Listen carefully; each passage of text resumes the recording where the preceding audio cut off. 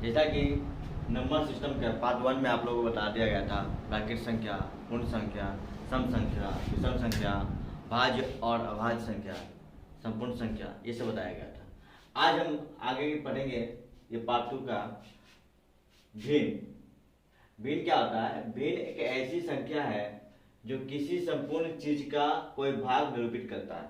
मान लो कि ये कोई वस्तु है, ये पूरा भाग हो गया, ठीक है ना। अब इसका जो आधा भाग रंगा हुआ है, ये क्या हुआ? आधा भाग रंगा हुआ है। इसको जो वो इंडिकेट करेंगे, कैसे इंडिकेट करेंगे? 1/2, ठीक है। तो भिन्न एक ऐसी संख्या है जो किसी संपूर्ण चीज का कोई भाग निरूपित करती है। इसे a/b के रूप में दर्शाया गया है। कैसे लिखते हैं? a/b, यानी कि a/b क्या हो गया? 1/2। तो ऊपर वाले को क्या करते हैं हम? अंश, और नीचे वाले को क्या करते हैं? हर। ये आपका भिन्न हो गया। अब है परमेय संख्या। वह संख्या जिसे p/q के रूप में लिखा जा सके उसे क्या कहते हैं? परमेय संख्या कहते हैं। वह संख्या जिसे p/q के रूप में लिखा जा सके उसे परमेय संख्या कहते हैं। जहां p और q क्या एक पूर्णांक संख्या है एवं q नॉट इक्वल टू 0। आप क्या कर रहा है? q नॉट इक्वल टू 0 क्यों हम दिए? देखिए यहाँ पर, जैसे ये 2 हो गया पूर्णांक संख्या है और ये 7 हो गया पूर्णांक संख्या है, तो ये क्या हो गया? आपका परमेय संख्या हो गया। अब q नॉट इक्वल टू 0, यानी कि ऊपर वाले को क्या करते हैं? p करते हैं, नीचे ले तो q। यहाँ पर p का मान क्या हो गया? 2 हो गया। अब q का मान क्या हो गया? 0। जब इसका जो मान निकालेंगे तो इसका मान क्या आएगा? इनफाइनाइट आएगा, यानी अपरिभाषित होगा। इसी कारण q नॉट इक्वल टू 0 देते हैं, ठीक है। अब है अपरमेय संख्या। वह संख्या जिसे p/q रूप में नहीं लिखा जा सके उसे अपरमेय संख्या कहते हैं। जहां q नॉट इक्वल टू 0, इसमें वही बात है। जैसे √3, ये क्या हो गया? आपका अपरमेय संख्या हो गया। पाई, पाई क्या हो गया? अपरमेय संख्या हो गया। √7, ये क्या हो गया? अपरमेय संख्या हो गया।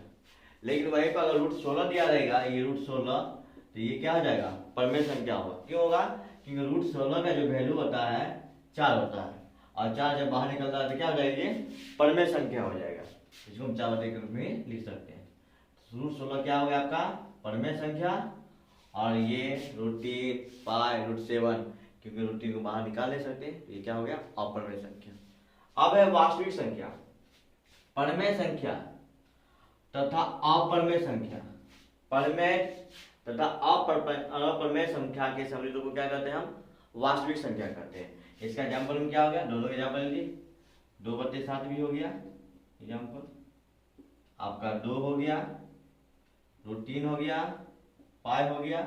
ये सब क्या हो गया? आपका वास्तविक संख्या। अब है अवास्तविक संख्या या काल्पनिक संख्या। यहाँ काल्पनिक का क्या, यानी जिसको हम सोचते हैं।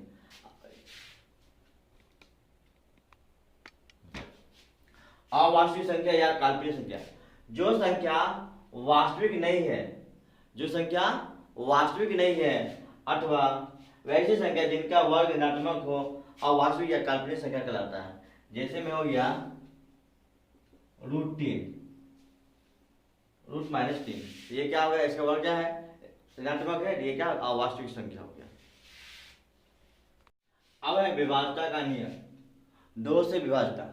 दी गई संख्या के इकाई स्थान पर 0, 2, 4, 6 या 8 हो तो वह संख्या 2 से विभाजित हो जाएगी।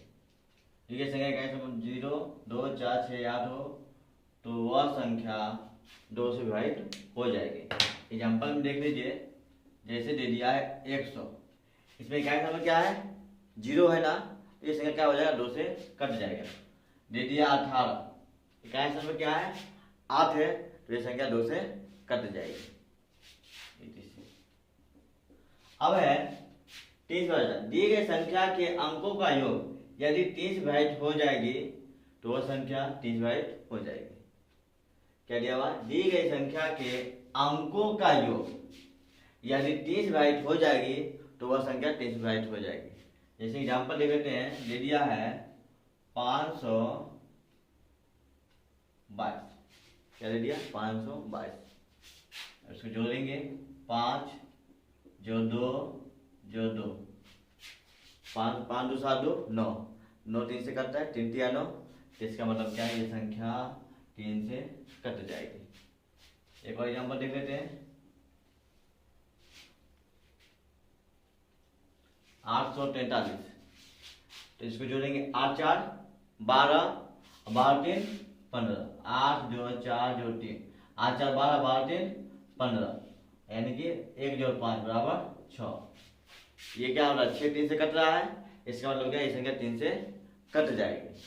अब देखते हैं 4 से घटता।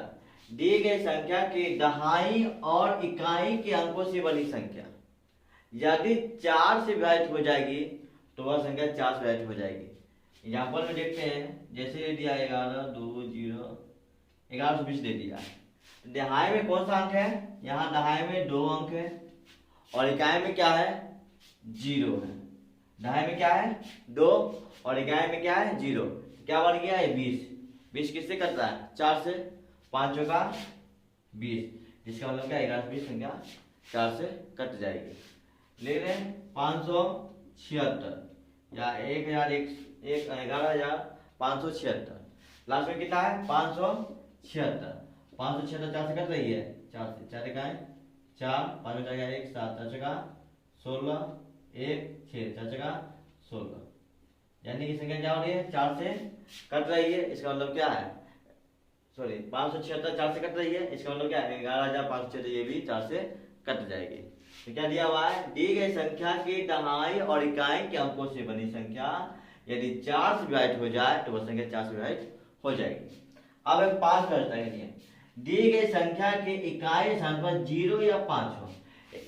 इसमें क्या हो जाएगा, इकाई स्थान पर 0 या 5। 2 के लिए क्या था 0 2 4 6 8, लेकिन 5 के लिए क्या है, दी गई संख्या के इकाई स्थान पर क्या होना चाहिए 0 या 5। जैसे देख लेते हैं, यहाँ पर दिया हुआ है 105, इकाई स्थान पर क्या है 5 है, तो ये संख्या 5 विभाजित हो जाएगी। 1 2 0 0 0 0 0, इसलिए लास्ट में क्या है इकाई स्थान पर 0 है, तो ये संख्या 5 से कट जाएगी। यानी कि इकाई में क्या होना चाहिए 0 या 5, तो संख्या क्या हो जाएगी 5 से कट जाएगी। अब है 6 से विभाज्यता का नियम। दी गई संख्या यदि 2 और 3 से विभाजित हो जाए तो वह संख्या 6 से विभाजित हो जाएगी, वह संख्या 6 से विभाजित हो जाएगी।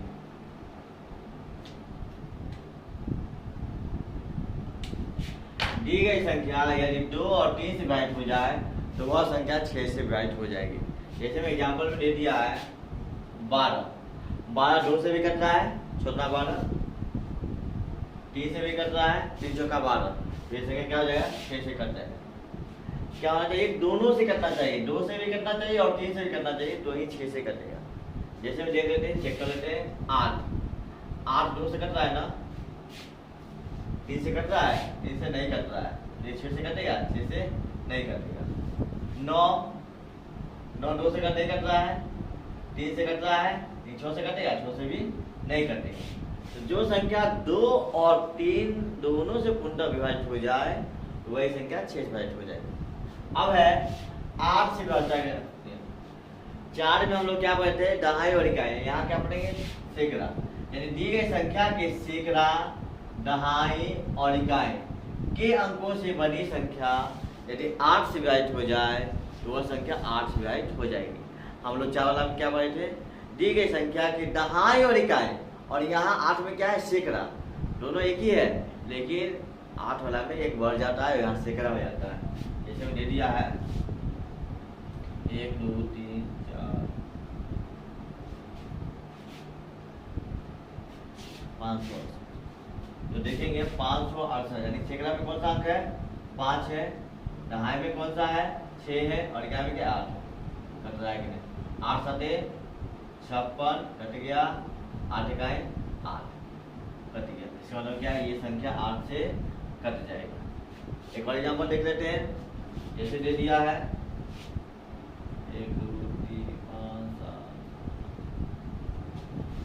इकाई हिसाब में कौन सा अंक है, इससे का हिसाब 1, दहाई पर 2, इकाई पे 0, इसे 8 में काटेंगे, 8 इकाई 8, 12 लगे 4 0 8 5 40, यानी कि ये संख्या 8 से कट गया, इसके मतलब ये संख्या क्या होगा 8 से कट जाएगा।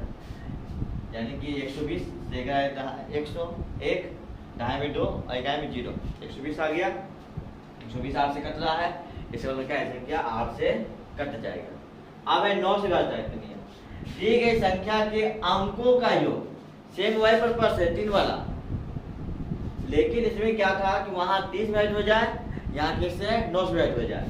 दी गई संख्या के अंकों का योग यदि 9 से विभाजित हो जाए तो वह संख्या 9 से विभाजित हो जाएगी। जैसे में दे दिया है 729। अब इसको हम जोड़ेंगे, 7 जो 2 जो 9, 7 2 9 9 9 18, फिर 1 जोड़ 8 बराबर 9, 9 से कटता है, इसका मतलब क्या है, संख्या 9 से कट जाएगा। लेकिन ध्यान देने वाली एक बात है कि जरूरी नहीं है कि जो संख्या 3 से कटेगा वो संख्या 9 से कटेगा। हाँ, ये जरूरी है कि जो संख्या 9 से कटेगा वह संख्या 3 से भी कटेगा। देख लीजिए, जैसे देखिए यहाँ पर 15, 1 जोड़ 5 बराबर क्या है 6। ये तो 3 से कट रहा है ना, 9 से नहीं कट रहा है, नहीं कट रहा है। आप देख लीजिए यहाँ पर हम ले लेते हैं 657, 6 जोड़ 5 जोड़ 7, 6 5 11, 11 7 18, ये संख्या 18, 1 जोड़ 8 बराबर 9, ये संख्या 9 से कट रहा है और ये संख्या 3 से भी कट रहा है।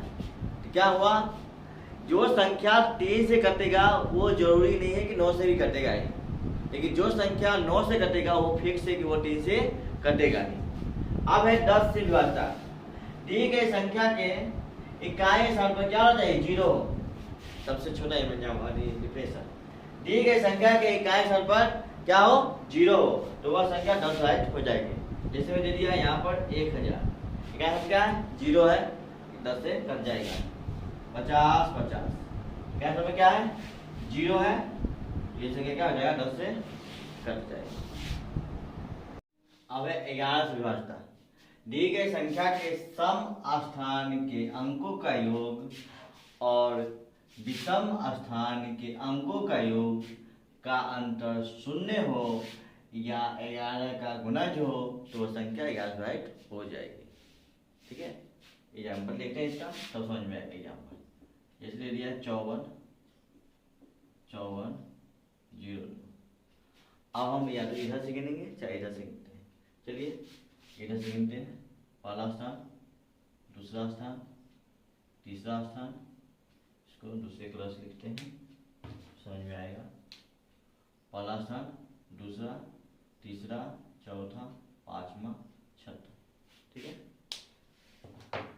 तो क्या कहा गया, स्थान हो गया। सम स्थान, सम स्थान में कौन कौन रखा गया, 2 4 6। तो दूसरे स्थान पे क्या है 0 है, चौथे स्थान पे क्या है 5 है, छठा स्थान पे क्या है 5 है। जब इसको जोड़ेंगे कितना आ गया 10। आप क्या कर रहा है, सम स्थान के अंकों का योग और विषम स्थान के अंकों का योग।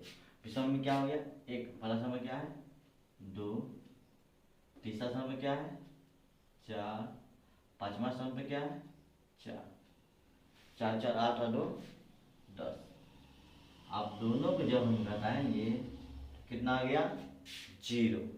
जब दोनों को घटाए तो कितना आ गया 0, यानी कि ये संख्या 11 से कट जाएगी। अब हम दूसरा एग्जाम्पल देखते हैं।